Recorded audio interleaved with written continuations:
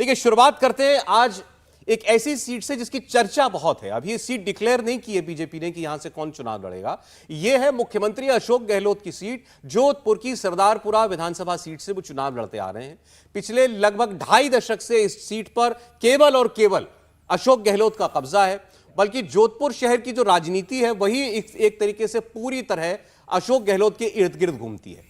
लेकिन जब लोकसभा का चुनाव यहां होता है तो आप देखते हैं कि गजेंद्र सिंह शेखावत चुनाव लड़ते हैं और वो आसानी से अपनी सीट निकाल भी लेते हैं। लेकिन इस सीट पर अगर गजेंद्र सिंह शेखावत जैसे नेता को भी, जिसकी चर्चा चल रही है कि क्या उनको पार्टी उतारेगी विधानसभा में, अगर अशोक गहलोत का सामना करना हो तो फिर वो कहां ठहरते हैं। उदाहरण के तौर पर कुछ डिटेल आपकी स्क्रीन पर इस वक्त हम दे रहे हैं। सरदारपुरा सीट पर 2018 विधानसभा की तस्वीर आपकी स्क्रीन पर इस वक्त है। अशोक गहलोत को 97,000 वोट मिला, लगभग 1 लाख वोट अशोक गहलोत को मिला विधानसभा के चुनाव में। इनके सामने बीजेपी के शंभू सिंह चुनाव लड़ रहे थे, जिनको लगभग आधा वोट मिला, 51,000 वोट। और यहां पर कांग्रेस पार्टी की लीड 45,000 वोट की थी। अशोक गहलोत ने चुनाव निकाल लिया। अब आइए कट टू 2019 में इसी सीट पर, जब जोधपुर की सीट पर गजेंद्र सिंह शेखावत चुनाव लड़ते हैं, देखिए आपकी स्क्रीन पर यहां आ रहा है, और उनके सामने अशोक गहलोत के ही बेटे होते हैं। वही जोधपुर है, अशोक गहलोत की कॉन्स्टिट्यूएंसी है, वहां उनके बेटे ही चुनाव लड़ रहे हैं। और तब गजेंद्र सिंह शेखावत को लगभग 90,000 वोट जो है मिलता है इसी सरदारपुरा विधानसभा के सेगमेंट के अंदर, और वैभव गहलोत को मिलते हैं 70,000 वोट। यानी उस सीट वही, मुख्यमंत्री का दबदबा वही, मुख्यमंत्री का बेटा चुनाव लड़ रहा है, लेकिन जहां मोदी का नाम आता है तो अशोक गहलोत की कॉन्स्टिट्यूएंसी में भी बीजेपी का परचम लहरा दिया जाता है। क्या यही काम गजेंद्र सिंह शेखावत अशोक गहलोत के सामने कर सकते हैं विधानसभा चुनाव में? यह है असल टेस्ट, और क्या यह मुमकिन है गजेंद्र सिंह शेखावत जैसे नेता के लिए? हर्षवर्धन जी। देखिए, गजेंद्र सिंह शेखावत जैसे नेता के लिए कहें या कहें कि जिस तरह से Bharatiya Janata party all out bombardment करती है, उसके लिए पॉसिबल है कि नहीं। अगर आप कहेंगे कि गजेंद्र सिंह शेखावत जैसे नेता के लिए, तो मैं कहूंगा कि उस विधानसभा में लगभग असंभव है। 30% का मार्जिन, कितने भी मत पा जाना ये अलग बात होती है, लेकिन विधानसभा चुनाव में अगर 30% के आसपास का मार्जिन हो जाए तो ये बहुत बड़ा है।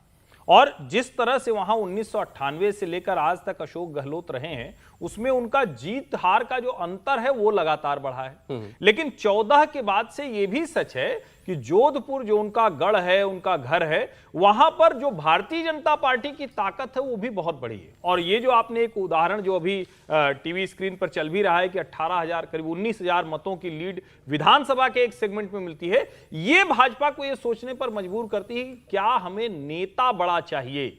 क्योंकि यह मुश्किल है कि जब आप चीफ मिनिस्टर के सामने लड़ते हैं, और मुझे लगता है कि इसके पहले भी हमने देखा, ठीक है वो नहीं जीत पाए मैनपुरी में एसपीएस बघेल, लेकिन स्मृति ईरानी एक बार के बाद दूसरी बार जीत जाती है।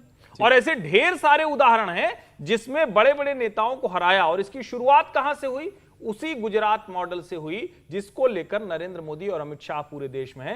कांग्रेस के हर बड़े नेता को भारतीय जनता पार्टी ने वहां धूल चटाई, और जब वहां हारे वो, तो कॉन्फिडेंस भारतीय जनता पार्टी का बढ़ा। और जिसको हम कहते हैं ना कि कैसे 26 से 26 कोई राज्य कैसे दे सकता है, तो वो करके भाजपा ने दिखाया है। तो मुझे लगता है कि हम ये कहें कि इम्पॉसिबल है तो राजनीति में कुछ नहीं होता, लेकिन बहुत टफ टास्क है।